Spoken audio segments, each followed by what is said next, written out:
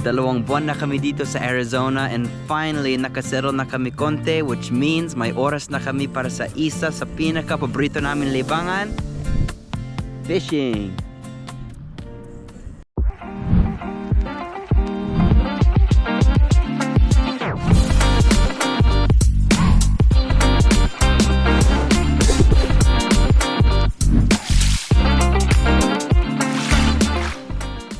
Ang kagandahan dito sa Arizona, meron silang maliliit na neighborhood ponds that they stock with bass, catfish, trout. Maliit lang talaga, ito lang.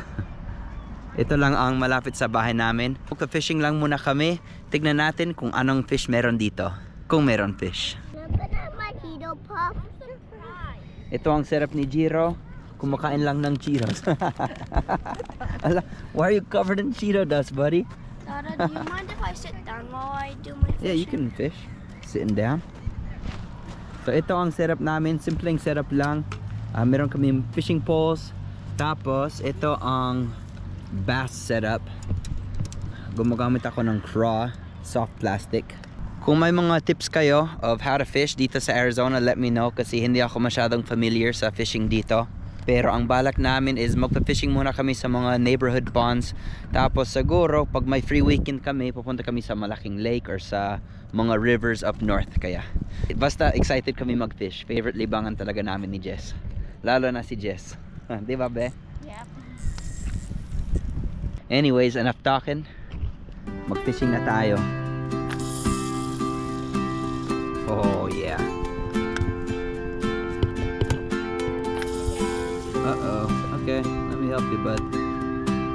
Halos lahat ng mga lakes and ponds dito sa Arizona is public. As long as may fishing license ka, pwede ka mag-fish. Kaya madami talaga kaming options. How you doing, Jax? Good. I wish that line that I caught was an actual fish. Oh, not bad. Reeled in slow, buddy.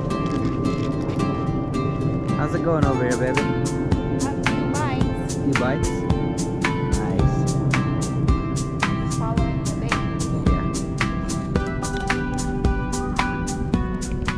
Ewan ko lang kung totoo na may malalaking fish dito sa pond na to. Pero, we're gonna find out. Oh, look at that cast. Right here is one. Nung bata ako, lagi kami nagpa-fishing ni papa ko. Pero pumapunta kami sa mga lakes up north, tapos yung mga rivers. Madami talagang rivers dito sa Arizona. We fish sa Salt River Canyon, tapos sa Black River. Talagang maraming isda dati. Kaya sana ngayon, maraming isda pa rin. I lost my line. You lost your line? You lost your line or you lost your bait? I don't know where my line is. There you go. Oh yeah. Jax is getting the hang of it. Galing, Jax. Good job. I'm switching my hands because this hand is tired of holding down. Kala ko isda. No, I don't think meron. Wala. Snag. Let me see. Baka kinagat niya yung bait ko.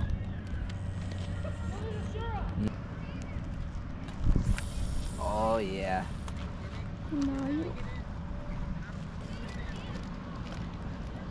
Fishing update. Mga 1 hour na kami nagpa-fishing. No luck yet. Couple of bites. Pero hindi pa nagsawa yung mga bata, kaya tuloy lang tayo. Hindi pa nagsawa si Isang. Never magsasawa si Isang. Kahit buong araw at gabi dito tayo.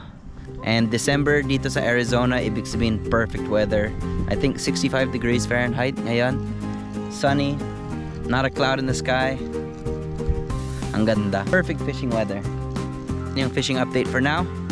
Let's see if we get anything.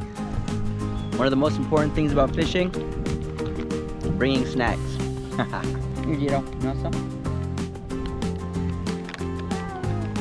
Everything's better with snacks.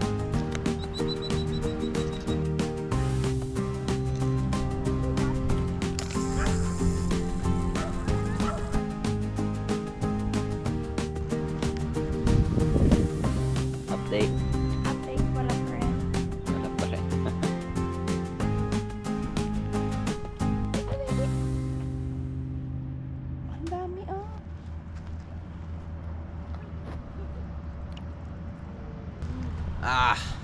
First casualty of the day. My hook and my bait. Nasnag ako. Sayang. Sayang. Nung bata ako, hot dog and corn ang ginagamit naming pang bait sa catfish. So next time na magpa-fishing kami dito, we'll try bring in just the simple hot dog and corn. This is the best day so far. Yeah, in Arizona. So far, no luck.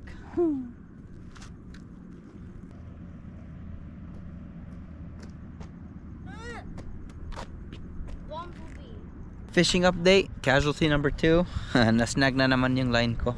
So far, ako pa lang ang may snag. What? You have something? Wala. Mga 3 hours na kami nagpa-fishing. Magsa-sundown na in about an hour. Wala pang luck. No fish. First fishing trip pa lang namin ito, kaya okay lang kung walang fish.